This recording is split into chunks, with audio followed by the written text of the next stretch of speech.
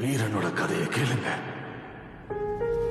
சூத்திரதாரியின் சோதனை எரித்து அகங்காரனின் நெஞ்சை கிழித்து மாயாசுரனை நிர்மூலமாக்கும் துரையாய் நொந்து வென்றவரின் பரவசத்தை சுமந்து வந்தாள் ஒரு மகாதாய்.